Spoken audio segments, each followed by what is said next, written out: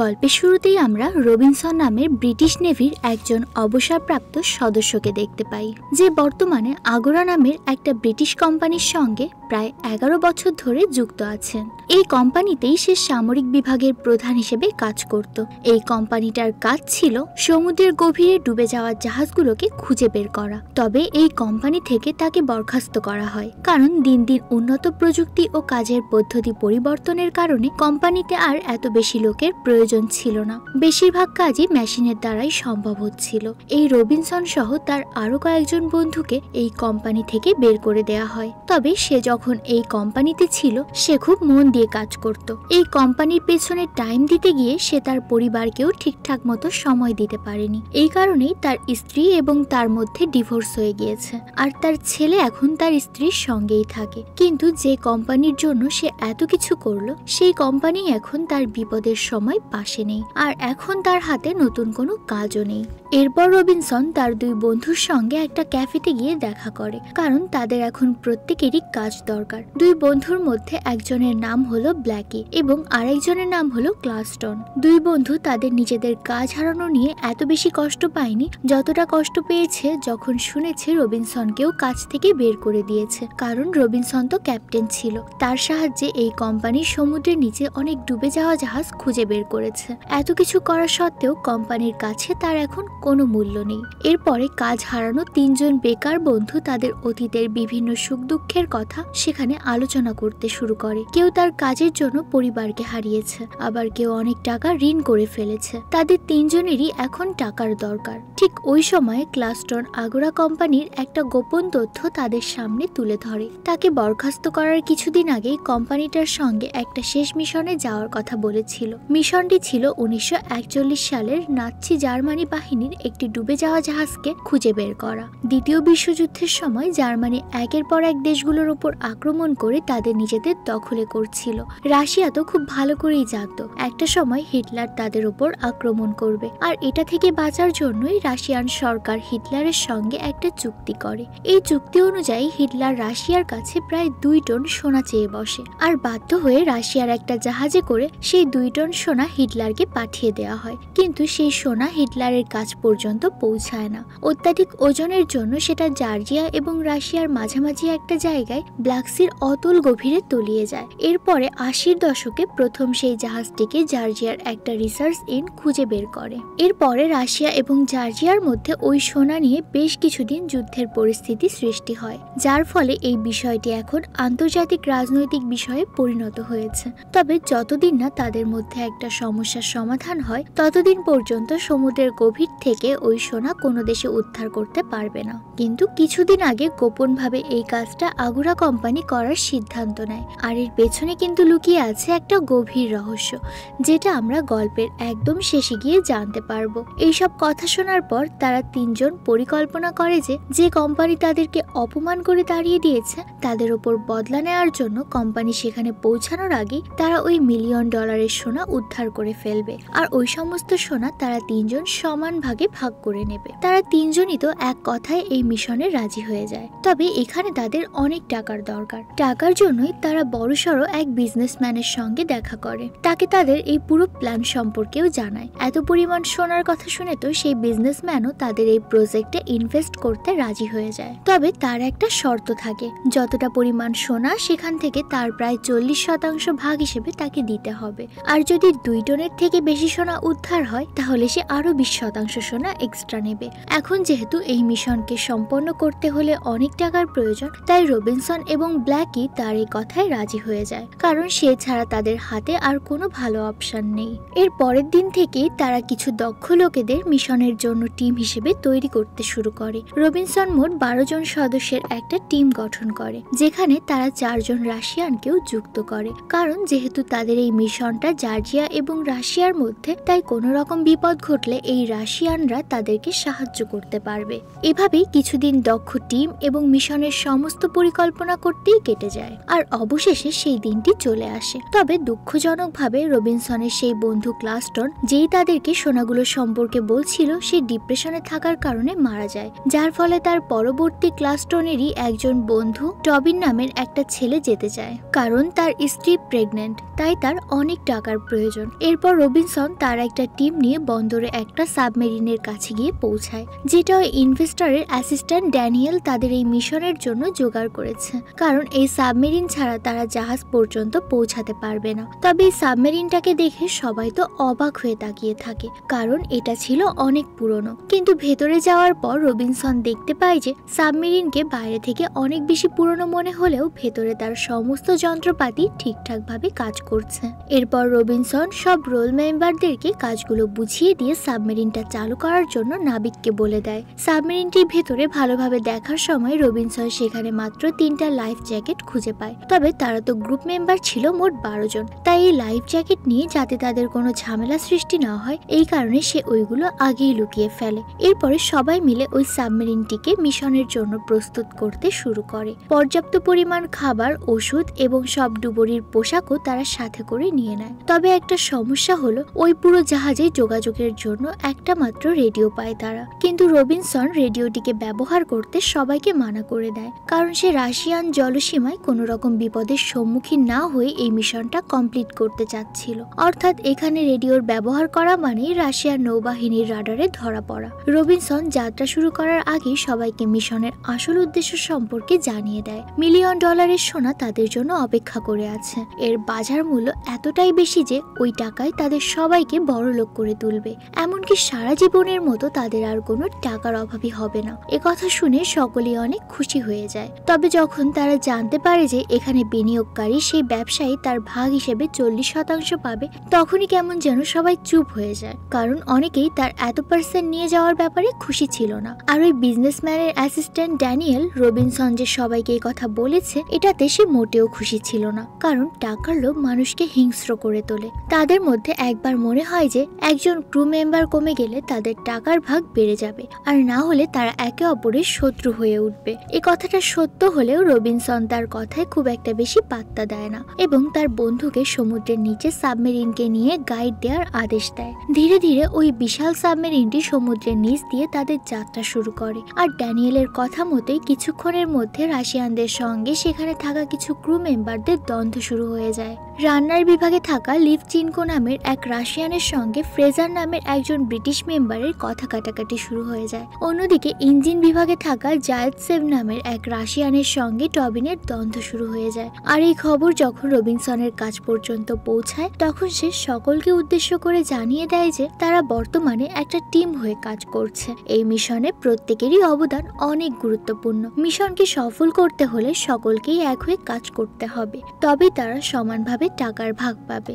তো এরপরে কোনোভাবে রবিনসন পরিস্থিতিকে নিয়ন্ত্রণে আনার পর গন্তব্যস্থলের দিকে এগিয়ে যায়। অনেকটা সময় যাত্রা করার পর রাশিয়ান জলসীমার কাছাকাছি পৌঁছাতেই সোলার সিস্টেমে কর্মরত একজন ক্রু মেম্বার রবিনসনকে জানায় যে একটা রাশিয়ান যুদ্ধ জাহাজ তাদের দিকে এগিয়ে আসছে, তাই দ্রুত তাদের সাবমেরিনের ইঞ্জিনটা বন্ধ করে দেয়া হোক। সবাই তাদের কাজ থামিয়ে দিয়ে নিস্তব্ধ হয়ে দাঁড়িয়ে পড়ে, কারণ যদি কোনো মতে রাশিয়ান যুদ্ধ জাহাজ তাদের জলসায় অন্য কোনো সাবমেরিনের অস্তিত্ব টের পায় তাহলে তারা নিমিষেই সেটাকে ধ্বংস করে দেবে, আর এই সামান্য একটা ভুল তাদের মৃত্যুর কারণও হয়ে যেতে পারে। আর এই যাত্রায় তাদের ভাগ্যটা সহায় হয়, কারণ ইঞ্জিন বন্ধ করার কারণে যুদ্ধ জাহাজটা সাবমেরিনের অস্তিত্ব টের পায় না। এরপর রবিনসন খুব সাবধানতার সাথে ধীরে ধীরে এগিয়ে যাওয়ার নির্দেশ দেয়। এইভাবেই তারা একে অপরের কাজ সঠিকভাবে করার মাধ্যমে সেই ব্ল্যাক সিতে এসে পৌঁছায়। তবে যতই দিন যাচ্ছিল ক্রু মেম্বারদের মধ্যে মতের অমিল দেখা যাচ্ছিল।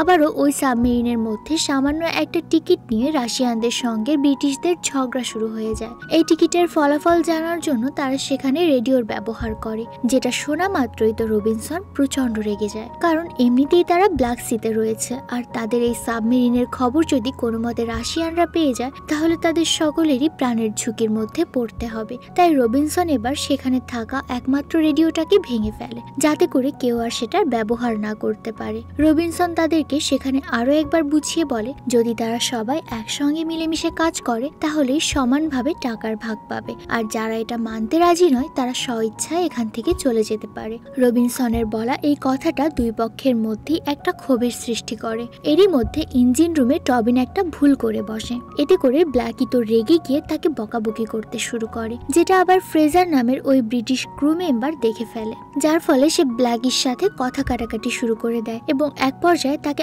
আঘাত করে বসে। আর এই হাতাহাতির কারণে ইন্ডিয়ান রুমে থাকা ডিজেলের কারণে ভয়াবহ বিস্ফোরণ ঘটে যায় এবং সাবমেরিনটি সমুদ্রের একেবারে গভীরে গিয়ে পৌঁছায়। এখানে প্রায় 14 ঘন্টা কেটে যায়। এরপর রবিনের জ্ঞান ফিরে আসে। তবে 18 ঘন্টার মধ্যে সাবমেরিনের সমস্ত পরিস্থিতি তার হাতের বাইরে চলে যায়। বিস্ফোরণের কারণে তাদের 2 জন ক্রু মেম্বার মারা যায়, আর বাকি যে রাশিয়ান এবং ব্রিটিশ ক্রু মেম্বাররা 2টি ভাগে ভাগ হয়ে যায়। এদিকে রাশিয়ানরা তো ফ্রেজারের ওপর অনেক রেগে আছে। তারা ব্ল্যাকির মৃত্যুর বদলা নেওয়ার জন্য তাকে হত্যা করতে চায়। ক্রু মেম্বাররা 2টি দলে ভাগ হবার কারণে ব্রিটিশরা খাবারের সকল সরঞ্জাম নিজেদের দখলে নিয়ে নেয়। ওদিকে রাশিয়ানরা তো সমস্ত প্রকার পানীয়, এমনকি খাবার পানীয় নিজেদের কাছে রেখে দেয়। কম বেশি সকল ক্রু মেম্বারদের ছোটখাটো আঘাতও লাগে। এইসব কথা শোনার পরই রবিনসন সিদ্ধান্ত নেয় সে রাশিয়ান গ্রুপের সঙ্গে আলাদা করে কথা বলবে, কারণ এই মিশন সম্পন্ন করতে তাদের হাতে আর মাত্র 36 ঘন্টা সময় আছে। এরপর রবিনসন রাশিয়ানদের মধ্যে মোরজভ নামের একজনের সঙ্গে দেখা করে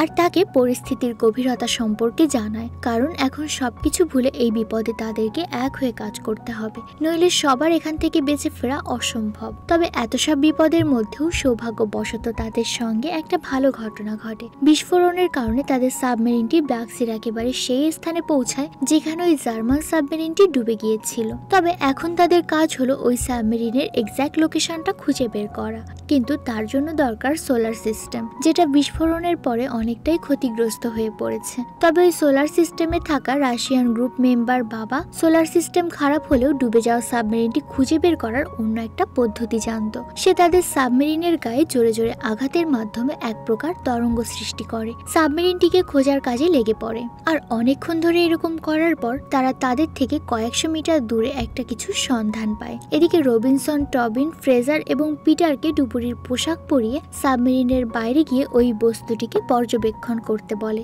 এরপর তারা 3 জন ডুবুরির পোশাক পরে ধীরে ধীরে সাবমেরিন থেকে বাইরে বেরিয়ে আসে আর সামনের দিকে এগিয়ে যায়। 1 থেকে 150 মিটার যাওয়ার পর তারা খাড়া একটি বালির পাহাড়ের মতো দেখতে পায়। এই বালির পাহাড়ের 2 দিকে ছিল গভীর খাদ। ফ্রেজার এরপর সবাইকে জানিয়ে দেয় যে তারা একটা পাহাড়ের ওপর আছে, এটা কোনো সাবমেরিন নয়। তার কথা শুনে তো সকলেই অনেক হতাশ হয়ে পড়ে। তারা মনে করছিল হয়তো তাদের মিশন এখানেই শেষ, তাদের এতদিনের স্বপ্ন যেন এক মুহূর্তের মধ্যে শেষ হতে চলেছে। ঠিক তখনই টবিন কিছুটা বালি সরাতেই পুরো অবাক হয়ে যায়। নাৎসি বাহিনীর চিহ্ন সহ সেই বিশাল জার্মানির সাবমেরিনটি এই বালির মধ্যেই আটকা পড়ে আছে। আর এই খবরটাই আবার সকলের মুখে হাসি ফুটিয়ে দেয়। এরপর তারা 3 জন সাবমেরিনের ভেতরে প্রবেশ করে। ওই সাবমেরিনের ভেতরে হিটলারের সৈনিকদের নানান প্রয়োজনীয় জিনিস, হিটলারের একটা ছবি, এমনকি ওই ক্রু মেম্বারদের কঙ্কাল পর্যন্ত ছিল।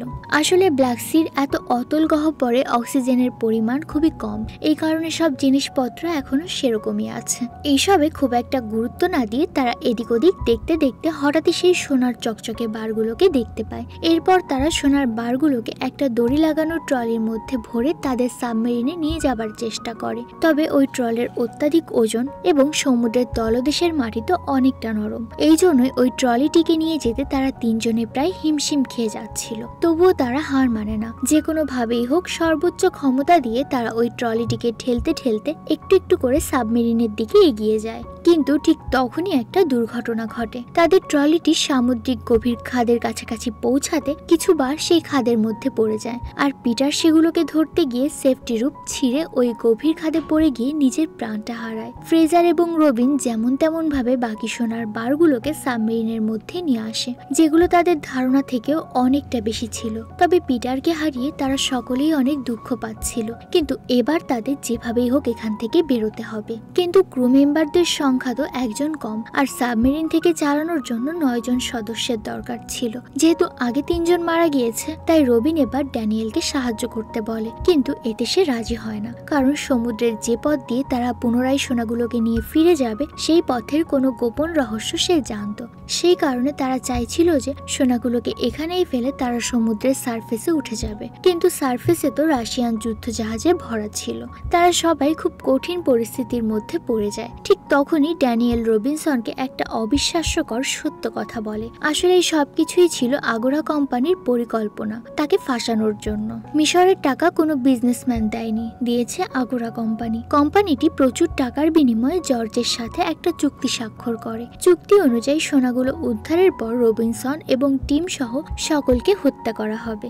এমনকি তার সেই বন্ধু ক্লাস্টনও এর সঙ্গে জড়িত ছিল। সে এখনো জীবিত আছে, আর এই প্ল্যানের পরিবর্তে তাকে $30,000 দেওয়া হয়েছে। ড্যানিয়েলের মুখ থেকে এসব কথা শুনে তো রবিনসনের কেমন যেন পায়ের নিচ থেকে মাটি সরে যায়। আর কথাটি যখন সে পুরো টিমকে জানায়, সবাই মিলে তো ড্যানিয়েলকে মারতে চায়। তবে রবিন তাদেরকে বাধা দিয়ে জানায়, এমনিতেই আমাদের কাছে ক্রু মেম্বার কম রয়েছে, আর যদি আমরা একে অপরের সাথে এভাবে মারামারি শুরু করি তাহলে আমাদের এত কষ্টের ফল সম্পূর্ণ বৃথা যাবে। এটা কিন্তু আমরা কেউই চাই না। সকলেই আমরা একটু ভালো জীবন কাটানোর জন্যই এত রিস্ক নিয়ে এখানে এসেছি। আর দেখো, সোনাগুলোকে কিন্তু আমরা উদ্ধার করতে পেরেছি। তাই এই মিশনের একেবারে শেষ পর্যায়ে এসে এরকম হার মানলে চলবে না। রবিনসন সিদ্ধান্ত নেয় যে সাবমেরিনটিকে তারা তুর্কির দিকে নিয়ে যাবে। সেখানেই তার পরিচিত একটা সুরক্ষিত স্থান আছে। তবে সেই সমুদ্রপথ ছিল অগভীর এবং পাথরে পরিপূর্ণ। তবে অবশ্যই ক্যাপ্টেন রবিনসনের কথা মতো তাদেরকে চলতে হবে এবং ড্যানিয়েলকে রেজারো ইন্ডিয়ান বিভাগে থাকা জায়েদ সাহেবকে সাহায্য করতে বলা হয়। কিন্তু সে সাহায্য করার পরিবর্তে রবিনসন যখন না থাকে, ফ্রেজারকে জায়েদ সেফকে হত্যা করার জন্য উস্কাতে থাকে। কারণ যদি কোনোভাবে একজন ক্রু মেম্বার কমে যায় তাহলে বাধ্য হয়ে রবিনসনকে সাবমেরিন থেকে সমুদ্রের উপরে নিয়ে যেতে হবে, এতে তারা বেঁচে যাবে। তবে ড্যানিয়েলের কথায় ফ্রেজার রাজি হয় না। অন্যদিকে রবিনসনও তার সিদ্ধান্তে পুরোপুরি অটল ছিল, যেটা তার ক্রু মেম্বারদের প্রাণের ঝুঁকির মধ্যে ফেলছিল। তো এরপর তাদের সাবমেরিনটি তুর্কির দিকে এগোতে শুরু করে, আর অনেকটা পথ অতিক্রম করার পর অবশেষে তারা গভীর সমুদ্রে গিয়ে পৌঁছায়। তাই তাদেরকে ওখানে থামতে হয়। কিন্তু এর পরের পথ ছিল আরো বেশি বিপজ্জনক। চারদিকে পাহাড় দিয়ে ঘেরা, আর পাহাড়ের মাঝখান দিয়ে খুব ছোট্ট একটা পথ, যেখান থেকে সাবমেরিন নিয়ে বেরোনো খুবই ঝুঁকিপূর্ণ। তবে রবিনসন কোনো কিছুকেই তোয়াক্কা করে না। সে পাহাড়ের মাঝখান দিয়ে যাওয়ার সিদ্ধান্ত নেয়, যার প্রতিবাদ করে ফ্রেজার। তবে রবিনসন ফ্রেজারকে বন্দুক দেখিয়ে তাকে তার কাজে ফিরতে বাধ্য করে, কারণ রবিনসন একজন আত্মবিশ্বাসী লোক। নিজের প্রতি তার অগাধ বিশ্বাস। সে যে কোনো উপায়ে এখান থেকে সোনাগুলো নিয়ে বের হতে চাইছিল, তাই কারো কথায় সে কোনো তোয়াক্কা করে না। তাই এই পাহাড়ের মাঝখান দিয়ে তাদের যাত্রা শুরু করে। অন্যদিকে ইন্ডিয়ান রুমে রবিনসনের এরকম পাগলামি আচরণ দেখে তার উপর ক্ষিপ্ত হয়ে ড্যানিয়েলের উস্কানিতে জায়েদ সেফকে হত্যা করে ফেলে, যার ফলে ওই পাহাড়ের মাঝখান দিয়ে যাওয়ার সময় সঠিক সময় সাবমেরিনের ইঞ্জিন নিয়ন্ত্রণ না করতে পারাতে পাহাড়ের সাথে একটা জোরালো ধাক্কা লেগে যায়। সাবমেরিনের একটা অংশে ইলেকট্রিক শর্ট সার্কিট হয় এবং সেখানে বিস্ফোরণ ঘটে যায় এবং সাবমেরিনটি একেবারে সমুদ্রের তলদেশে গিয়ে পড়ে। বিস্ফোরণের এই জায়গাটি নিয়ে সমুদ্রের পানি ভেতরে প্রবেশ করতে শুরু করে। রবিনসন এবং বাকি জীবিত মেম্বাররা সমুদ্রের পানির ভেতরে আসতে দেখে নানানভাবে বাধা দিতে থাকে। ঠিক তখনই আরেকটা বড় ফাটলের সৃষ্টি হয়, আর এইবার পানির ধাক্কায় তো টবিন এবার সেখানে অজ্ঞান হয়ে পড়ে। টবিনকে নিয়ে রবিনসন এবং মেরাজব সাবমেরিন কন্ট্রোল সেন্টারে নিয়ে আসে। তারা এখানে তার জ্ঞান ফেরানোর চেষ্টা করে। ওদিকে সমুদ্রের পানি তো দ্রুত গতিতে সাবমেরিনের মধ্যে ঢুকতে শুরু করে। তাই ড্যানিয়েল এবার নিজের প্রাণ বাঁচানোর জন্য ইঞ্জিন রুমের মেইন গেট বন্ধ করে দেয় এবং শুধু সে ওখান থেকে বেরিয়ে আসে, আর বাকি সবাই সেখানে জলের নিচে শ্বাসরুদ্ধ হয়ে মারা যায়। তবে পানির এত প্রেসার তো ইন্ডিয়ান রুমের ওই গেটটাও ভেঙে ফেলে। ড্যানিয়েল তখন ওই পরের গেটটি বন্ধ করে কন্ট্রোল রুমের দিকে আসতে যায়। তবে ঠিক তখনই তার বেলটা ওই গেটের সঙ্গে আটকে যায়। সে তখন তাকে মেরাজবকে সাহায্য করতে বলে। তবে মেরাজব তখন বুঝতে পারে যে বাকি সব বন্ধুদের মৃত্যুর জন্য এই ড্যানিয়েলই দায়ী। তাই তাকে সে সাহায্য না করে উল্টো কন্ট্রোল রুমের গেটটা বন্ধ করে দেয়। অন্যদিকে রবিনসন অনেক চেষ্টার পর তো টবিনের জ্ঞান ফিরিয়ে আনে, আর এখন শুধুমাত্র জীবিত আছে রবিনসন, মেরাজব এবং টবিন। তখনই রবিনসনের মনে পড়ে যায় সেই 3টি লাইফ জ্যাকেটের কথা। সে ওগুলোকে বের করে তাদেরকে পরে ফেলতে বলে। এই সাবমেরিনের মধ্যে যে লাইফ জ্যাকেট আছে এই সম্পর্কে তো কেউই জানতো না। হঠাৎই লাইফ জ্যাকেট বের করতে দেখে সে তার উপর প্রচন্ড রেগে যায়। তবে অবশেষে বুঝতে পারে যে তাদের সবাইকে আগোলা কোম্পানি দ্বারা ফাঁসানো হয়েছে। এতে রবিনসনের কোনো দোষ নেই। রবিনসন তাদের দুজনকে লাইফ জ্যাকেট পরিয়ে দেয়। তখন টবিন তাকে জিজ্ঞেস করে যে সে কিভাবে বাইরে আসবে। কারণ লিভার টানার পরে তখন তো আর এখানে কেউ থাকবে না। রবিনসন তাকে জানায় যে স্ক্যাফোল্ডের মধ্যে অন্য একটা ইমার্জেন্সি লিভার আছে, যার মাধ্যমে সে তাদের পিছে পিছে উপরে উঠে আসবে। কথা শুনে তারা দুজনে এই পডের মধ্যে ঢুকে পড়ে এবং রবিনসনও লিভারটিকে টেনে দেওয়ার সঙ্গে সঙ্গে তারা দুজনে সমুদ্রের উপরে উঠে আসে। কিন্তু টবিন আর মেরোজব জানতো না রবিনসন তাদের প্রাণ বাঁচানোর জন্য মিথ্যা কথা বলেছিল। এসকেপ পডের মধ্যে ইমার্জেন্সি লিভার নেই, কারণ সাবমেরিনটি অনেক বেশি পুরনো মডেলের। সে তাদেরকে বাঁচানোর জন্য নিজের প্রাণের বলিদান দিয়ে দিয়েছে। আর রবিনসন বেঁচে থেকেই বা কি করবে? তার তো আপনজন বলতে কেউ নেই। তার স্ত্রী আর সন্তান তো এই কোম্পানির জন্য তাকে আগেই ছেড়ে চলে গেছে। তাই সে এখানে তার মৃত্যুটাকেই বেছে নেয়। শেষ মুহূর্তে এসে রবিনসনের তার পরিবারের কথা অনেক মনে পড়ে। পরিবারের সঙ্গে কাটানো সুন্দর মুহূর্তগুলো তার চোখের সামনে ভেসে ওঠে। সে ওখানে অনেক বেশি ইমোশনাল হয়ে পড়ে। এর কিছুক্ষণ পরে একটা লাইফ জ্যাকেট সমুদ্রের উপরে উঠে আসে। তারা ভাবে যে হয়তো রবিনসন জীবিত আছে, কিন্তু তারা দুজন দেখতে পায় রবিনসন ওই সমস্ত সোনার বারগুলোকে ওই লাইফ জ্যাকেটের মধ্যে ভরে তাদের জন্য সমুদ্রের উপরে পাঠিয়ে দিয়েছে, আর নিজে ওই ব্ল্যাক সির অতল গহ্বরে তলিয়ে গিয়েছে। আর এখানেই আমাদের আজকের গল্পটি শেষ হয়ে যায়।